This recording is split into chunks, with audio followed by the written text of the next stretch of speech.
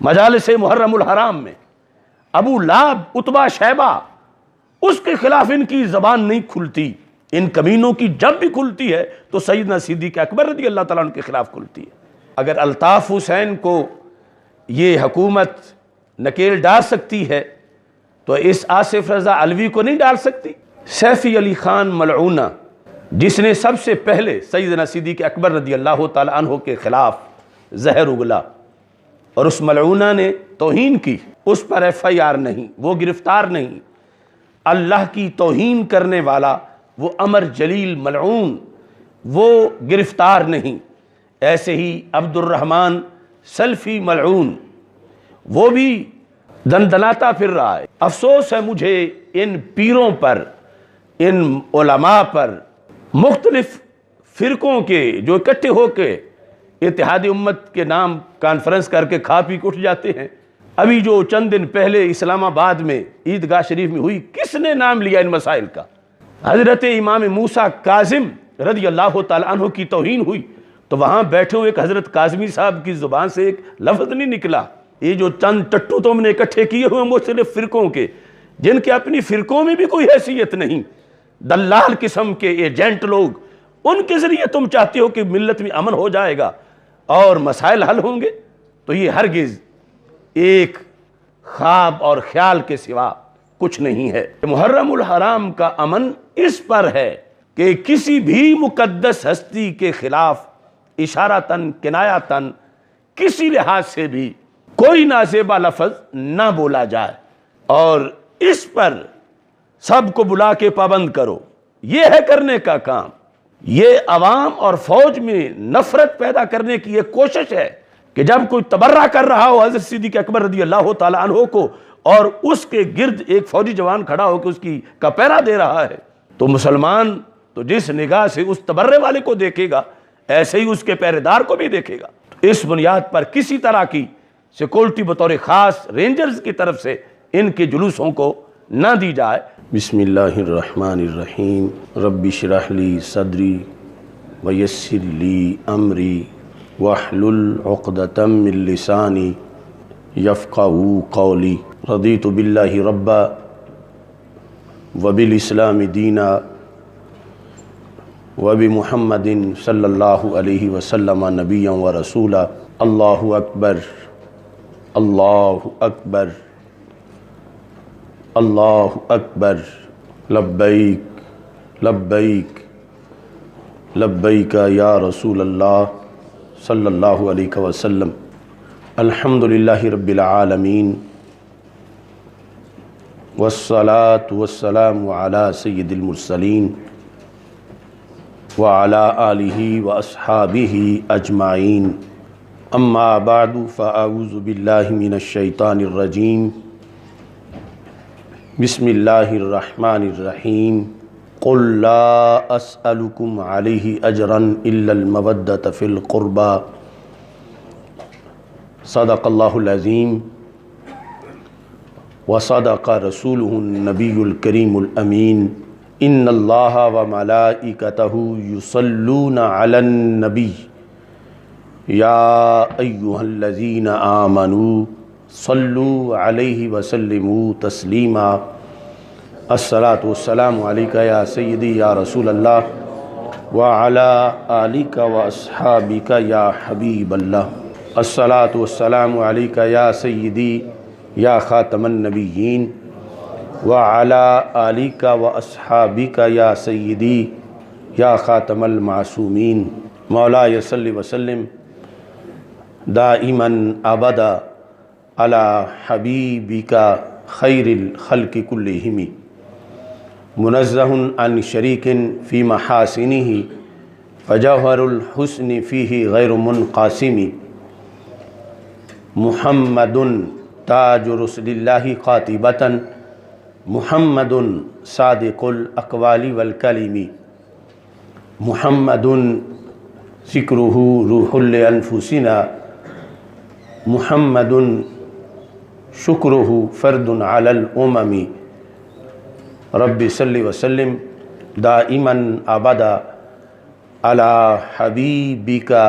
خیر الخلق کلہم۔ اللہ تبارک و تعالی جل جلالہ و عم نوالہ و اتم برہانہ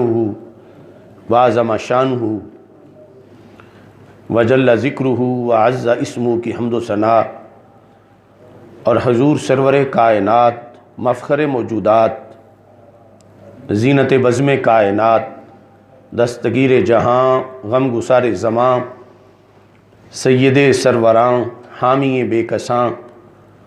قائد المرسلین خاتم النبیین احمد مجتبیٰ جناب محمد مصطفیٰ صلی اللہ علیہ وآلہ واصحابہ وبارک وسلم کے دربار گہر بار میں ہدیہ درود و سلام عرض کرنے کے بعد السلام علیکم ورحمۃ اللہ وبرکاتہ۔ رب ذوالجلال کے فضل اور توفیق سے جنید زماں امام العصر حافظ الحدیث حضرت پیر سید محمد جلال الدین شاہ صاحب نقشبندی قادری قدس سر العزیز کے علوم و معارف کے مرکز صراط مستقیم کے شاہ جلال ریسرچ سنٹر کے اندر اس وقت حدیث غدیر سیمینار کا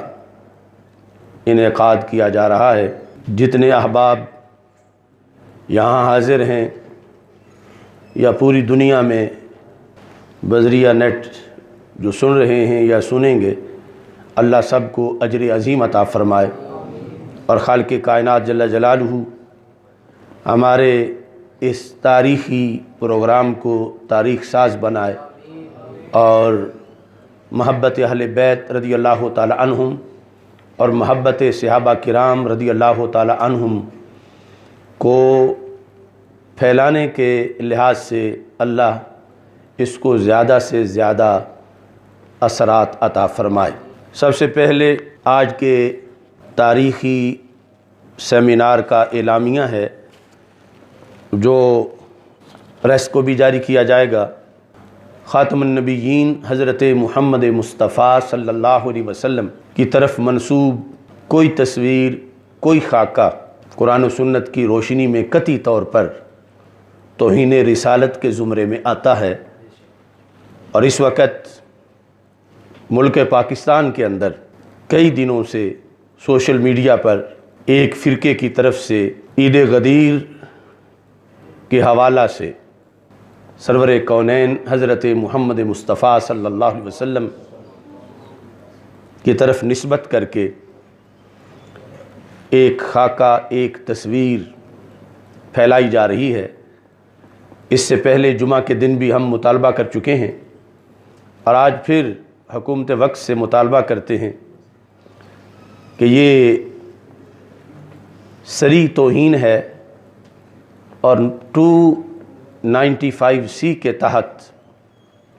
ان لوگوں کو گرفتار کر کے انہیں کیفر کردار تک پہنچایا جائے۔ اگر آج اس فتنے کا دروازہ بند نہ کیا گیا تو اس کو دلیل بنا کر جو آگے مزید فتنے جنم لیں گے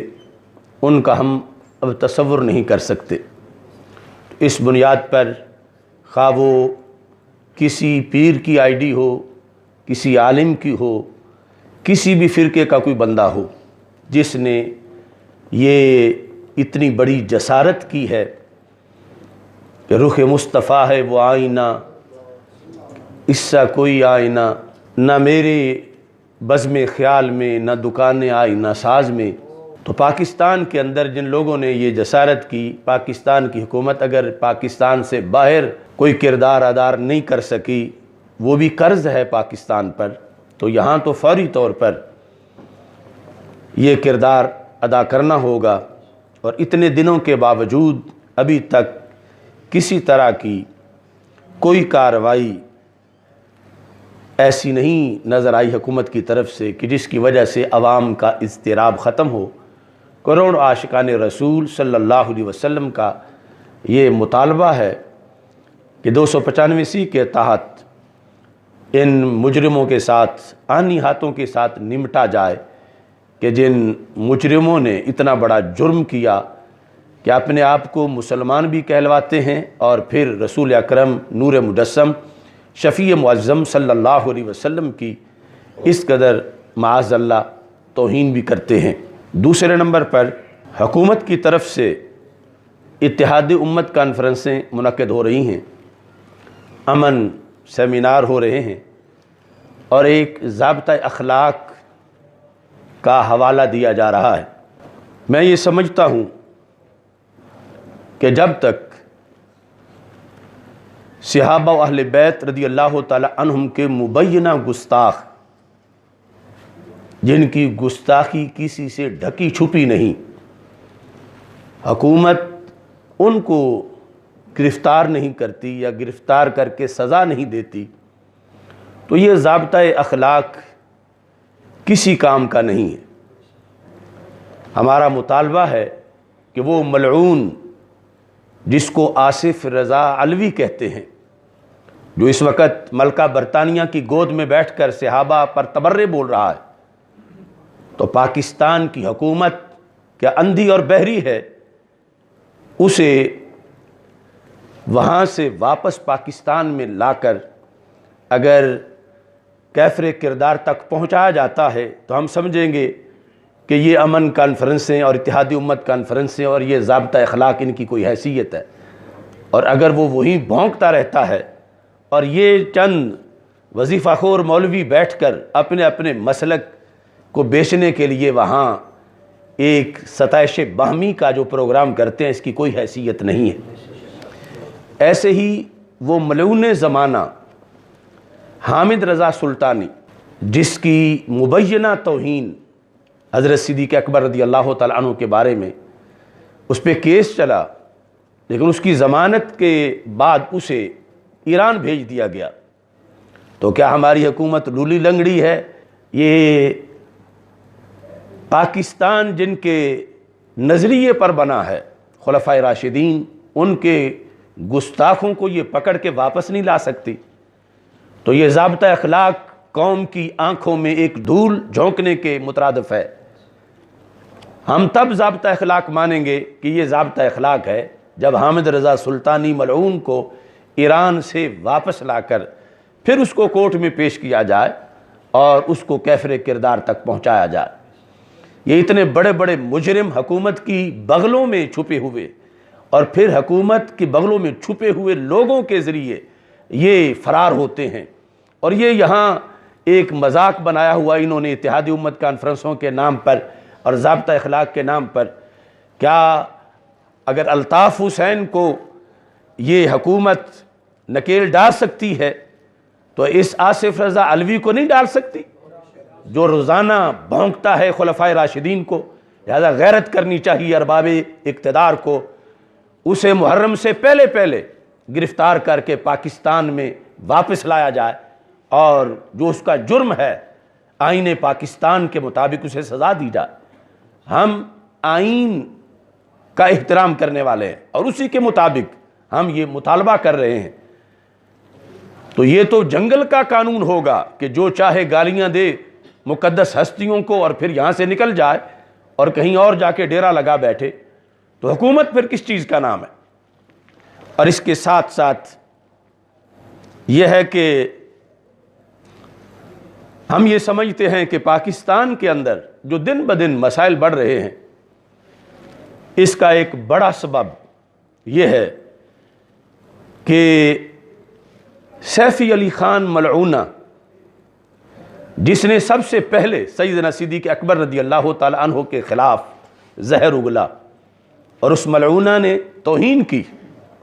مجھے افسوس ہے کچھ سید زادوں کے بارے میں، وہ جانتے نہیں کہ اس کا جرم کیا ہے، جس کے جواب میں صرف ہم نکلے اور ہم نے باغ فدق سیمینار منعقد کیا، اور آگے پھر یہ سارا سلسلہ سامنے ہے، اور وہ باغ فدق سیمینار کو بنا رہے ہیں کہ اس کی وجہ سے لوگوں نے توہینیں کی، حالانکہ ہم نے لوگوں کی توہین روکنے کے لیے، جواب دینے کے لیے باغ فدق سیمینار، دلائل کی روشنی میں تاریخ کا منفرد سیمینار، یعنی اس میں تقریباً 6.5-7 گھنٹے گفتگو کر کے حقائق کو واضح کیا۔ وہ سیفی علی ملعونہ، اس پر ایف آئی آر نہیں، وہ گرفتار نہیں، اللہ کی توہین کرنے والا وہ امر جلیل ملعون وہ گرفتار نہیں۔ ایسے ہی